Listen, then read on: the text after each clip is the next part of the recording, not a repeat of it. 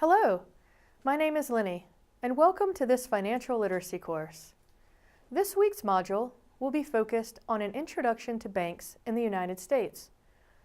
You may watch this video as often as you like. You should watch the video before our in-class session. This will help you to prepare for the class. By participating in this class, you are taking an important first step to building a better financial future for you and your family. Before we begin learning something new, let's review what we discussed in class: creating a spending plan and keeping records. In class, we discussed two types of expenses: fixed expenses and flexible expenses. Do you remember the difference between these two? Fixed expenses do not change from month to month. Flexible expenses often change from month to month.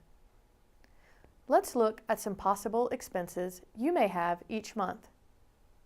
You may pay rent, car payments, insurance, food bills, electricity, water, or field trip money for your child's school. Which of these expenses are flexible expenses and which are fixed expenses? Place each of these in the correct column on the chart. You should have placed rent, car payment, and insurance under fixed expenses. You should have placed food, electricity, water, and field trip money under flexible expenses.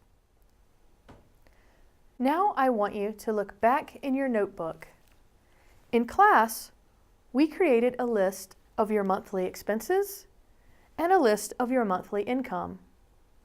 After you filled in these columns and calculated income minus expenses, could you discover any ways that you may be able to lower your expenses each month? Can you spend less money on your flexible expenses, such as food or gas for your car? A few tips for you. Think about what you need versus what you want. Always make a grocery list and develop a spending plan.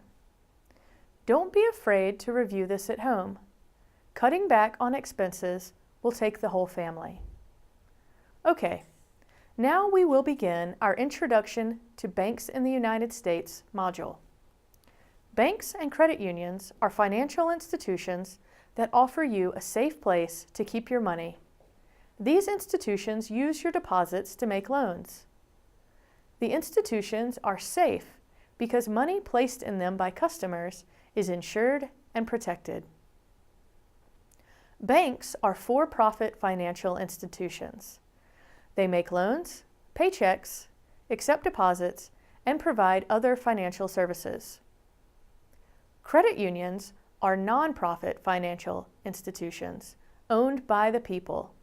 You must become a member of the credit union to keep your money there. Credit unions accept deposits, make loans, and provide other financial services. Both types of financial institutions operate under federal and state laws and regulations. Deposits in insured banks are insured by the FDIC up to $250,000. This means that if the bank were to fail, the FDIC would return your money up to $250,000. You can tell if the FDIC insures a bank by the displayed FDIC logo. Most credit unions are insured by the National Credit Union Administration, the NCUA. The deposit insurance rules are the same at NCUA-insured credit unions as they are at FDIC-insured banks. Well, why should you keep your money in a bank or credit union? There are several reasons. 1. Security.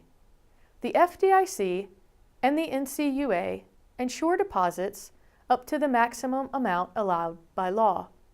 This means that the FDIC or NCUA will return the money to the customers if a bank closes and cannot give its customers their money. The second reason is convenience. You can get money quickly and easily. Using direct deposit, for example, allows you quicker access to your money.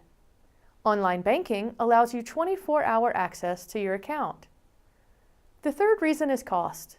Using a bank is almost always cheaper than using other businesses to cash your check. The fourth reason is safety. Your money is safe from theft, loss, and fire. The fifth reason is your financial future. Building a relationship with a bank establishes a record of paying bills. It can help you save money, and it can help with getting a loan. The sixth reason is saving. With money and savings, you can handle irregular expenses like car repairs, even if they don't fit into your monthly budget. Another reason to have an account at a credit union or bank is if you do not have a bank or credit union account, you must use check cashing services. Check cashing services cost you more money. Check cashing services are quite different than banks or credit unions. They offer few services other than providing temporary loans at a high rate of interest and cashing paychecks. Check cashing businesses are governed by state laws. State laws vary regarding how much these businesses may charge customers when cashing checks. On average, you pay a flat fee plus a percentage fee when cashing a check. Let us look at an example comparing the cost of a checking account with the cost of a check cashing service. Candace does not have a bank account. She uses a check cashing store to cash her checks. Candace cashed 4 checks a month and was charged $15 each time. That means she paid $60 a month to cash her checks. 15 times 4 equals 60. Or that means she paid $720 a year. 60 times 12 equals 720. In addition, if she buys money orders to pay 5 monthly bills and they cost $1.20 each, she will pay $72 per year to pay her bills. 6 times 12 equals $72. The total cost to Candace to use a check cashing service and money orders was $792 per year. 720 plus 72. Camilla works with Candace. Camilla has a checking account. The bank charges a monthly fee of $5, which included 8 free checks per month and free use of the bank's ATM. Camilla also ordered a box of 100 checks, which cost her $18. The total annual cost for the checking account was $78 for Camilla. 5 times 12 equals 60, plus 18 equals 78. In 1 year, the cost savings for using a checking account instead of a check cashing store is $714. 792 minus 78. As we have said, banks and credit unions are the primary financial institutions available to people in the United States. But what are the major differences between a bank and a credit union? A bank is a for-profit institution. Customers have no ownership. The bank is controlled by paid officials, and the bank is profit-driven. Banks do typically offer more products and are more accessible, but banks usually charge more fees and worse rates. Banks are insured by the FDIC for up to $250,000. A credit union is for people, not for profits. Members share ownership, and credit unions are democratically controlled by its members. Credit unions are service-driven. However, they offer less products and are generally less accessible. But they charge fewer fees and offer better rates. Credit unions are also insured by the NCUA for up to $250,000. When deciding whether to use a bank or a credit union, you should look at the fees each institution charges its customers. Look at the following chart to see the difference in fees between credit unions and banks.